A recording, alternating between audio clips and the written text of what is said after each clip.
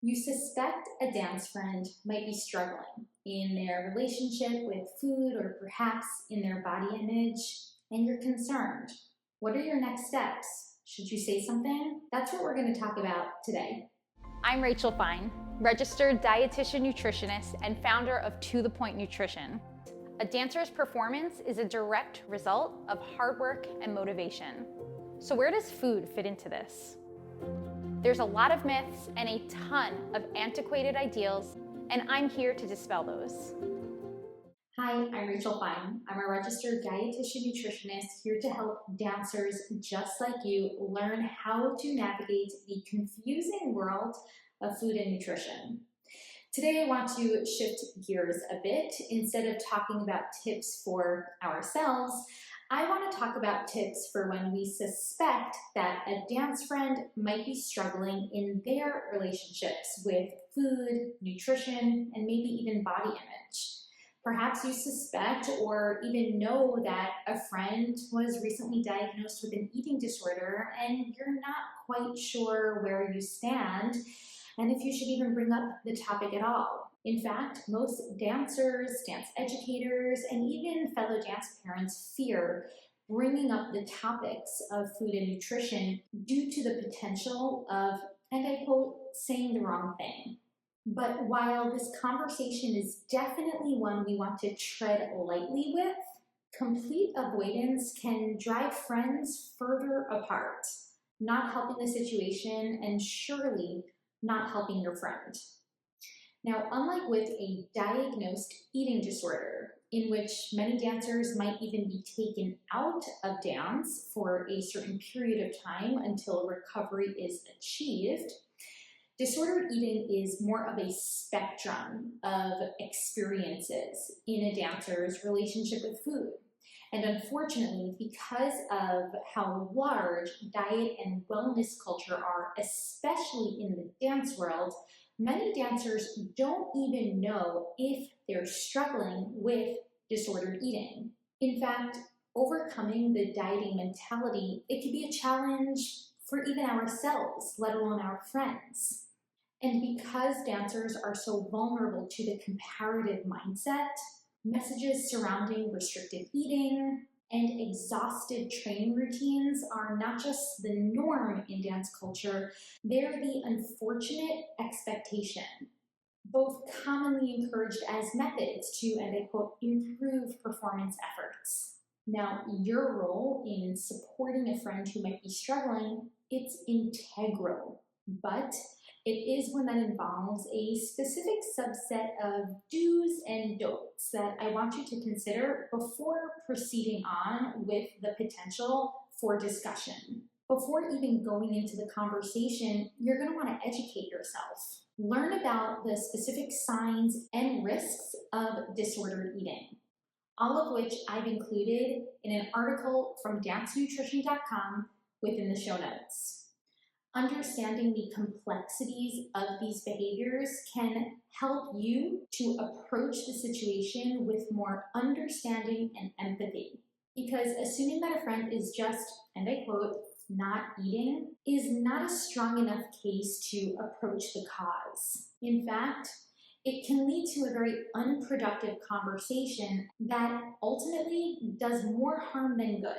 Frequent cancellations, especially with plans that involve food or meals, might be a key red flag and sign of isolation. These are common behaviors that we see with struggles like orthorexia or the obsession with wanting to eat healthy, a common struggle that dancers might experience, especially if their gateway into it is clean eating behaviors, something I've discussed previously. Credible resources like those coming from a registered dietitian nutritionist who is not only versed in working with dancers, but also with advanced credentialing in working with eating disorders is your best bet for where you can get this information from, along with some very helpful eating disorder specific organizations that put out great information.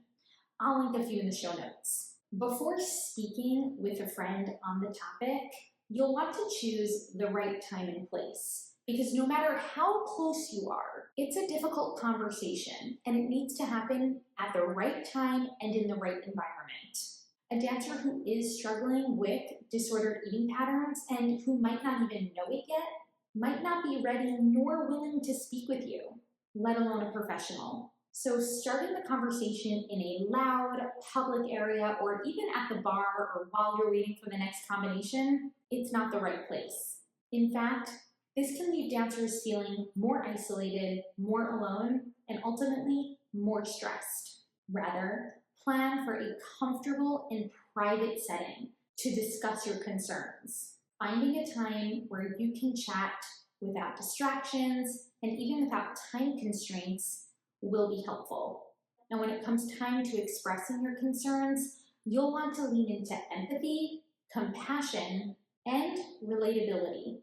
When initiating the conversation, do it in the most supportive way.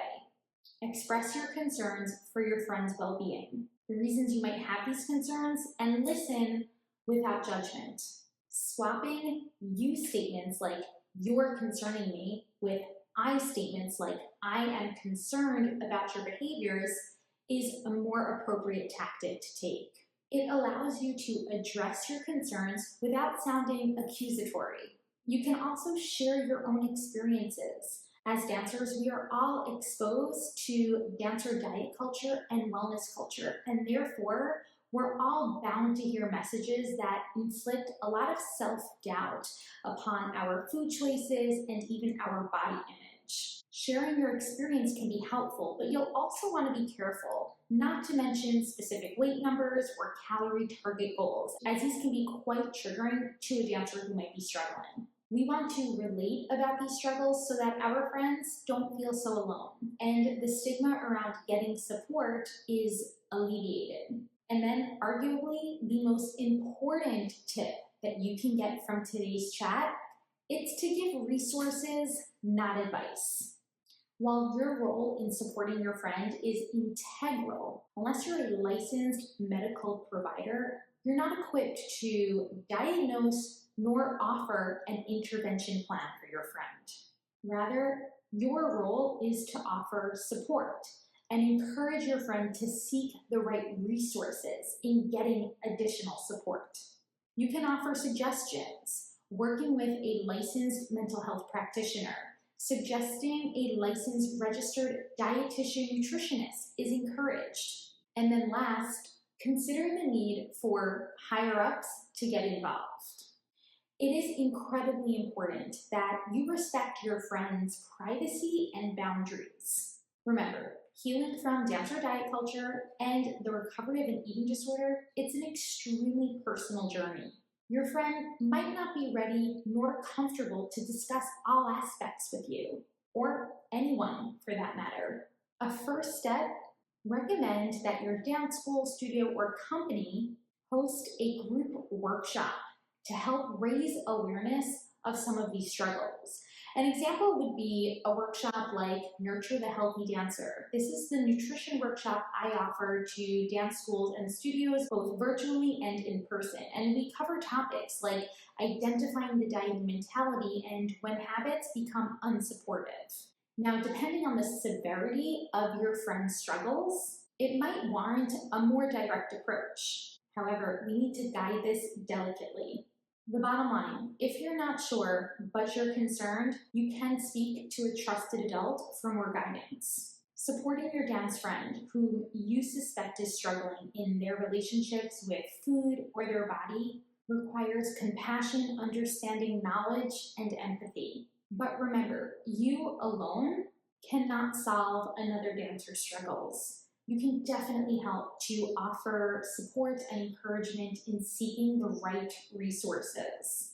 And simply offering a listening ear can be one of the first steps that helps. For more support on this incredibly important topic, check out my blog where I chat more with Dr. Melanie Kressel, a clinical psychologist who offers us specific tips and tools for how you can support a dance friend whom you suspect is struggling. Until next time, I'll talk to you soon.